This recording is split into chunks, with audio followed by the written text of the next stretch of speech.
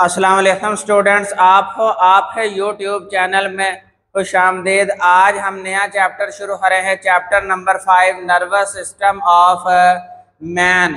आदमियों है अंदर, इंसानों है अंदर जो मुख्तलिफ अज़ा पाए जाते हैं, जानदार है जिस्म में जो मुख्तलिफ अज़ा पाए जाते हैं, वो तमाम अज़ा जो हैं, तमाम जिस्म है हिस्से जो हैं, वो आपस में एक दूसरे के साथ मिलकर काम सर अंजाम देते हैं, जिससे उस जानदार का मुकम्मल काम सर अंजाम दिया जाता है।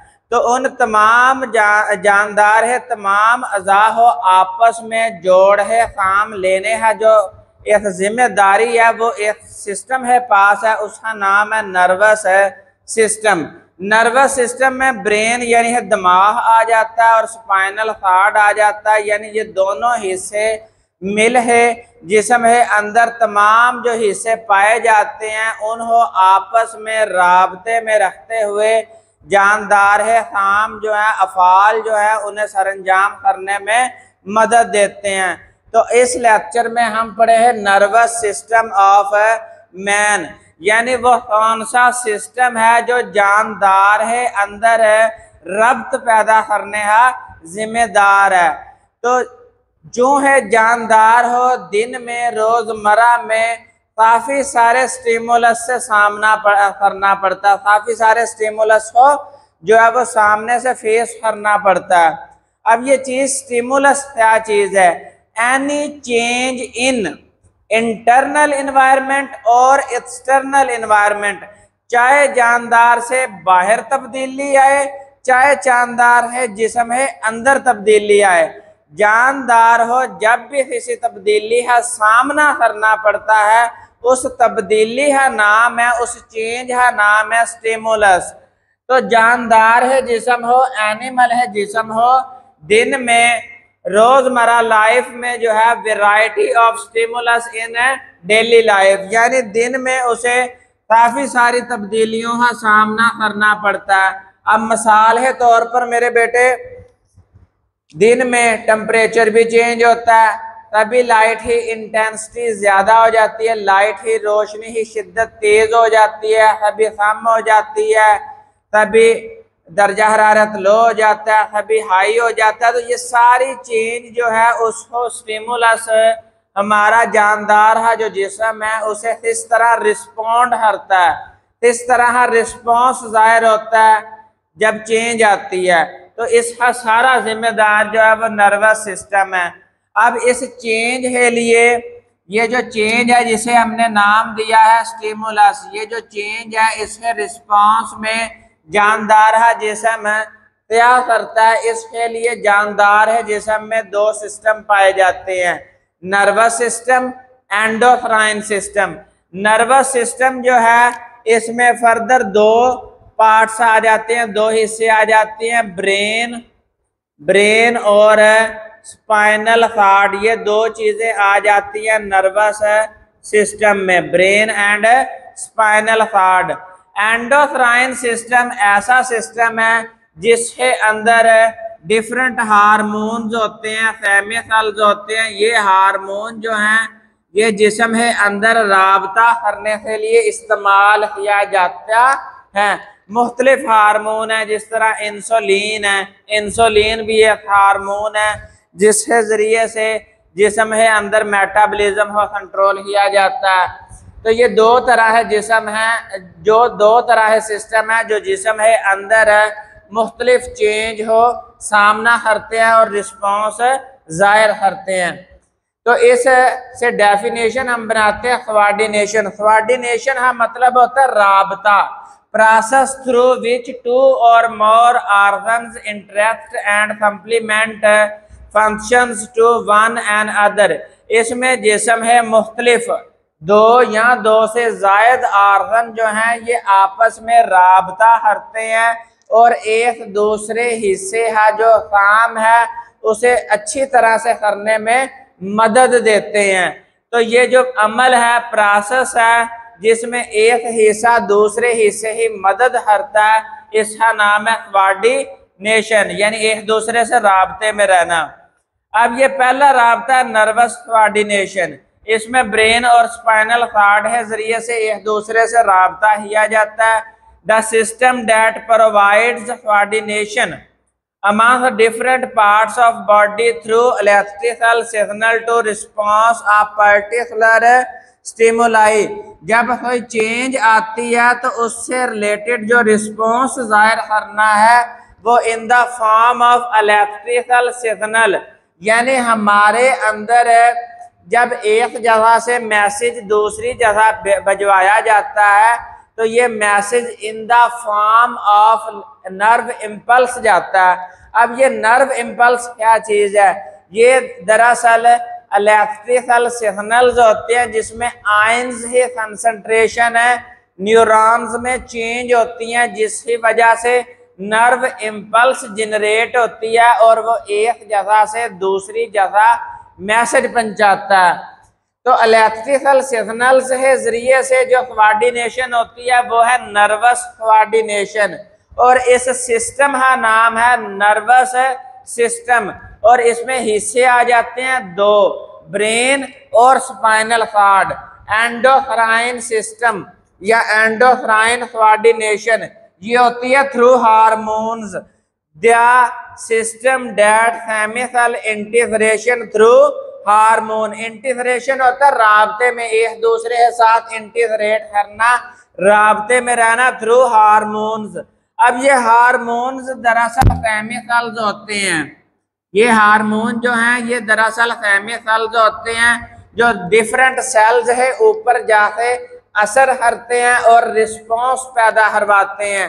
मसलन ये दाढ़ी जो है वो बच्चों में, नाबालिग बच्चों में नहीं आती, लेकिन जैसे ही वो जवानी ही हालत में आता है बच्चा तो दाढ़ी और मूछें आनी शुरू हो जाती है। इसका मतलब है कोई हार्मोन ऐसा है जो ये दाढ़ी और मूछ पैदा करवाने में मदद देता है, लेकिन आफ्टर प्यूबर्टी, जवानी है बाद, उससे पहले नहीं। इस तरह दाढ़ी मूछ नहीं आती, लेकिन थोड़े थोड़े ब्रीफ ब्रीफ बाल मुंह पे जरूर होते हैं, लेकिन वो दाढ़ी कंसीडर नहीं होती, दाढ़ी जब बाद में आती है। तो ये जो कोऑर्डिनेशन है ये एंडोक्राइन कोऑर्डिनेशन है। अब न्यूरोलॉजी। न्यूरोलॉजी दरअसल नर्वस सिस्टम में एक सेल पाया जाता है, जिस तरह हमने इससे प्रीवियस चैप्टर में यूरिनरी सिस्टम में पढ़ा था, नेफ्रॉन पाया जाता है। नेफ्रॉन जो है वो फिल्ट्रेशन ऑफ ब्लड करवाता है, यूरिन फॉर्मेशन करवाता है। इसी तरह नर्वस सिस्टम में कोऑर्डिनेशन के लिए जो स्पेशलाइज्ड सेल इस्तेमाल होता है उसका नाम है न्यूरॉन। तो यहाँ पे हम पहले न्यूरॉन की डेफिनेशन कर लेते हैं। Specialized cell that detect, receive and transmit different kinds of stimuli. ये वो स्पेशल सेल्स हैं, ये वो मखसूस सेल्स हैं जो इन्वायरमेंट में चेंज आए तो उसे डिटेक्ट करते हैं, जांचते हैं, फिर उसे रिसीव करते हैं, जिस्म के अंदर रिसीव करते हैं, फिर उसे ब्रेन के पास ट्रांसमिट करवाते हैं, भिजवाते हैं। ये मैसेज मैंने बाहर से डिटेक्ट किया, रिसीव कर लिया, अब ब्रेन को भेजदा ताकि वहां पर उसकी वजाहत हो और जो जानदार है वो उस चेंज से रिलेटेड अपना रिस्पॉन्स शो करे। तो ऐसे स्पेशलाइज्ड सेल जो है ये न्यूरॉन्स कहलाते हैं। अब न्यूरोलॉजी वो बायोलॉजी की ब्रांच है जिसमें न्यूरॉन्स की स्टडी करवाई जाती है। बायोलॉजी ही वो ब्रांच बेटा जिसमें न्यूरॉन्स की स्टडी की जाती है, वो होती है न्यूरोलॉजी। ये जो न्यूरोलॉजी है ये दो लफ्जों से मिलकर बनी हुई है, न्यूरॉन और लॉजी। न्यूरॉन का मतलब होता है नर्व, लॉजी का मतलब होता है सोचना, स्टडी। तो the study of structure and function of neuron is known as neurology. इसके बाद हमने इससे पहले फर्स्ट ईयर में डिफरेंट फाइलम पढ़े थे, उनमें हमने कहा था नर्वस सिस्टम जो है लोअर एनिमल में जो है वो सिंपल होता है, फिर उससे बेहतर इवॉल्व होता होता जब वर्टिब्रेट्स की बारी आती है तो उसमें जो है वो नर्वस सिस्टम फुली डेवलप्ड होता है। तो सबसे पहले हम लोअर एनिमल ही बात करते हैं। तो इसमें नर्वस सिस्टम जो होता है ये बेटा सिंपल होता है, सिर्फ और सिर्फ न्यूरॉन्स का जाल होता है जिसम के अंदर, नेटवर्क ऑफ न्यूरॉन्स होता है, जाल होता है ये लोअर एनिमल्स के अंदर। यही न्यूरॉन जो है वो नर्वस कोऑर्डिनेशन में रोल प्ले करते हैं। मिसाल के तौर पर हाइड्रा। नंबर 2 पे आ जाते हैं इंसेक्ट, हशरात, जमीन पे पाए जाने वाले कीड़े मकोड़े। ये जो हशरात हैं इनके अंदर नर्वस सिस्टम जो है वो लोअर एनिमल से निस्बत जो है वो थोड़ा सा बेहतर है। बेहतरी क्या आई है, इसमें गैंग्लिया और नर्व टिश्यूज मौजूद हैं, ये थोड़ी सी बेहतरी आई है हशरात में। वर्टिब्रेट्स में फिर यही गैंग्लिया जो है ये आपस में मिल है ब्रेन का एक प्रॉपर स्ट्रक्चर डेवलप कर देते हैं। इस तरह वर्टिब्रेट्स के अंदर नर्वस कोऑर्डिनेशन जो है ये फुली डेवलप्ड है, अपना काम अच्छी तरह से प्रॉपर अंदाज में सरंजाम देती है। अब steps of nervous system, nervous system में वो कौन से इक़दामात हैं, दर्जे हैं जो किसी सिस्टम हो वजाहत करने के लिए चाहिए। अब नर्वस सिस्टम में जब आप कंप्यूटर है अंदर कीबोर्ड से लिखते हैं 2+2, यानी आपने उसे इनपुट दी 2+2, तो वो थोड़ी देर लोड लेता है, प्रोसेस करता है, प्रोसेस करने के बाद वो आपको आंसर देता है 4। इसका मतलब है आपने उसे इनपुट दी, यानी इंफॉर्मेशन पहले उसने बाहर से ली, फिर उसे प्रोसेस किया, यानी सोचा उसके बारे में कि 2 + 2 होते कितने हैं, फिर उसने बताया 4 होते हैं। तो इसका मतलब है पहले इंफॉर्मेशन दी, उसे एनालाइज किया, बाद में जवाब आया। सिमिलरली इसी तरह इंसानों में, जानदारों में भी स्टेप्स यही 3 है। पहले है रिसेप्शन ऑफ स्टिमुलस, यानी चेंज हो, रिसेप्ट करना, बाहर चेंज आ रही है, रिसेप्शन ऑफ स्टिमुलाई। तो वो न्यूरॉन जो किसी चेंज हो जांचते हैं, यानी जब इन्वायरमेंट में तब्दीली आती है तो जानदार उसके बारे में जो पहले डिटेक्शन करते हैं वो होते हैं sensory neurons. Neurons which detect stimuli is called sensory neuron. Sensory neuron है, दूसरा नाम है एफिरेंट न्यूरॉन्स, एफिरेंट, ए से एफिरेंट न्यूरॉन्स। नंबर 2 पे process analyse the information.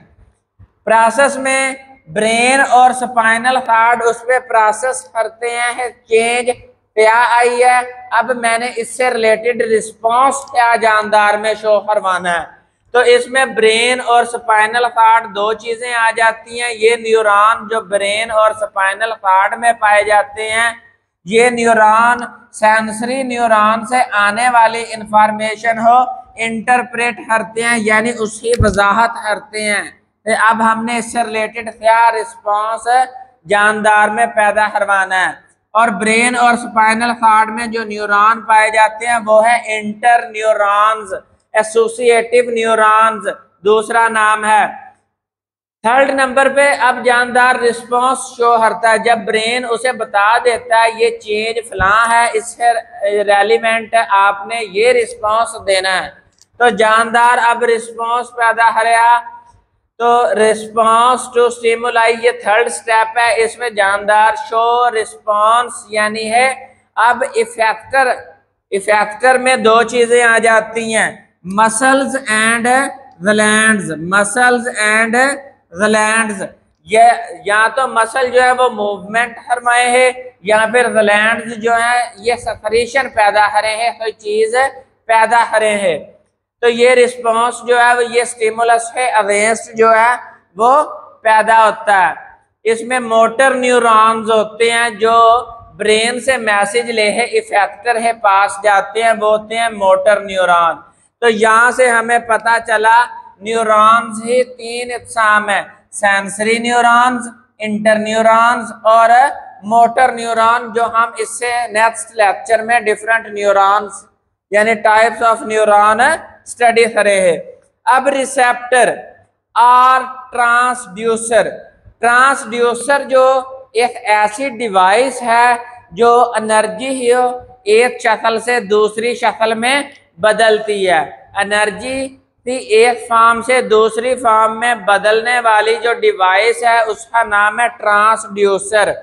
Transducer is defined as a device that convert energy from one to another form of energy. इसी तरह receptor cell, receptor cell जो हमारी जिल्द में, अब मैंने इस पे ये थप्पड़ मारा तो इस हाथ ने ब्रेन को मैसेज दिया है मेरे इस हिस्से में कोई चीज जो है वो टकराई है, तो इसका मतलब है यहाँ पर कोई रिसेप्टर सेल मौजूद थे, उन्होंने ये मैसेज भेजा सेंसरी न्यूरॉन के थ्रू। तो वो जो रिसेप्टर सेल्स होते हैं दरअसल वही ट्रांसड्यूसर होते हैं। अब मैंने थप्पड़ मारा, इसका मतलब है मैंने इस हिस्से पे प्रेशर डाला, लेकिन ये जो प्रेशर है मेरे ब्रेन ने कैसे डिटेक्ट किया, यानी इस प्रेशर वाली एनर्जी हो उसने इलेक्ट्रिकल सिग्नल्स में बदला और फिर ये इलेक्ट्रिकल सिग्नल ब्रेन के पास पहुंचे और फिर पता चला कि ये मेरे हाथ पे प्रेशर डेवलप हुआ है। तो ये पहले प्रेशर एनर्जी हो यानी प्रेशर में लगने वाली एनर्जी हो इलेक्ट्रिकल सिग्नल में बदलते हैं, फिर ये मैसेज ट्रांसमिट करते हैं। तो यानी एनर्जी ही एक शक्ल से दूसरी शक्ल में बदलते हैं। तो रिसेप्टर सेल भी ट्रांसड्यूसर है। Receptor cell is defined as a specialized cell that respond to stimuli. ये वो सेल होते हैं जो चेंज है अगेंस्ट रिस्पॉन्स शो करते हैं। मसलन मैंने इस ये जो लाइट है, लाइट ऑन है, मैंने लाइट की तरफ देखा है, या फिर दिन में सूरज की तरफ मेरी नजर पड़ी। अब सूरज की तरफ से जो रेडिएशन आ रही हैं वो तेज थी, मेरी आंखें उन्हें बर्दाश्त नहीं कर पाई, फौरन से मेरी आंखें जो है वो झपकी हैं या मैंने अपना मुंह बदल लिया। इसका मतलब है वो जो लाइट एनर्जी आ रही थी जब मेरी आईज पे पड़ी, आंखों में पड़ी, तो वो इलेक्ट्रिकल सिग्नल्स में चेंज हुई। ये इलेक्ट्रिकल सिग्नल्स ब्रेन के पास है, ब्रेन ने कहा लाइट रेडिएशन तेज है, फौरन से मुंह मोड़ लो दूसरी तरफ, ठीक है, तो मैंने मुंह मोड़ लिया। इसका मतलब है उसने light energy, heat energy, sound energy उसको इलेक्ट्रिकल एनर्जी में चेंज करना है। तो ये फॉर्म ऑफ एनर्जी जो चेंज होती है, इस वजह से हम रिसेप्टर सेल हो ट्रांसड्यूसर मानते हैं। जब इलेक्ट्रिकल एनर्जी में चेंज हो जाता है तो ये दोनों तरह स्टिमुलस लेता है, इंटरनल एनवायरनमेंट में, एक्सटर्नल एनवायरनमेंट में। इंटरनल यानी वाटर और सल्यूट बैलेंस जो है ये डिस्टर्ब हो जाए, नाइट्रोजनस वेस्ट मटेरियल जिस्म में बढ़ जाए, तो ये इंटरनल चेंज आ रही है, तो इसके अगेंस्ट भी जो है वो रिस्पॉन्स शो होता है। और एक्सटर्नल लाइट आ जाए, टेम्परेचर ज्यादा हो जाए बाहर, तो दोनों जो स्टिमुलस होते हैं दोनों चेंज जो होती हैं वो नर्वस सिस्टम उन्हें रिस्पॉन्ड करता है। अब रिसेप्टर सेल जानदार है, जिस्म में दो तरह से पाए जाते हैं, या तो ये पूरे जिस्म है अंदर स्कैटर्ड फॉर्म में पाए जाते हैं, बिखरे हुए पाए जाते हैं, इधर भी पाया, कोई न्यूरॉन इधर है, कोई न्यूरॉन इधर है, कोई न्यूरॉन इधर है, तो ये in the form of cell भी पाया जाता है, न्यूरॉन सेल स्कैटर्ड फॉर्म में। ये जिल्द है अंदर और विजरा यानी जितने अंदर मुख्तलिफ ऑर्गन्स पाए जाते हैं, जैसे है स्टमक है, लंग्स है, हार्ट है, इस तरह उन्हें अंदर ये स्कैटर्ड फॉर्म में भी पाए जाते हैं।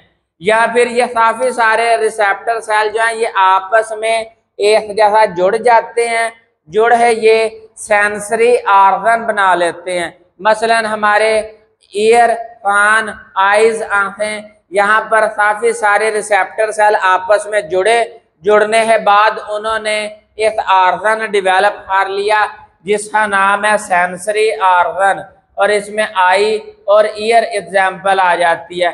मिसाल के तौर पर मैं आईज ही एग्जाम्पल देता हूँ। आई है अंदर है मुख्तलिफ रॉड सेल्स और कोन सेल होते हैं। रॉड सेल और कोन सेल दरअसल रिसेप्टर सेल हैं, ये लाइट हो रिस्पॉन्ड करते हैं, लाइट है रिस्पॉन्स पैदा करते हैं।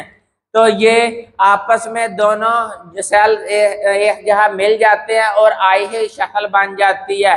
ये आई जो है ये सेंसरी ऑर्गन्स में आ जाती है। टाइप्स ऑफ रिसेप्टर जो है ये फोटो रिसेप्टर पहली टाइप जो है, पहली किस्म जो है ये फोटो रिसेप्टर है। फोटो रिसेप्टर में लफ्ज फोटो से पता चलता है, ये वो रिसेप्टर सेल हैं जो लाइट को रिस्पॉन्स देते हैं, डिटेक्ट लाइट। इसमें दो तरह के सेल आए जाते हैं, रॉड्स एंड कॉन्स, ये आई है अंदर पाए जाते हैं। दूसरे नंबर पर थीमोरिसेप्टर, थीमोरिसेप्टर यानी ऐसे रिसेप्टर जो केमिकल हो रिस्पॉन्ड करें।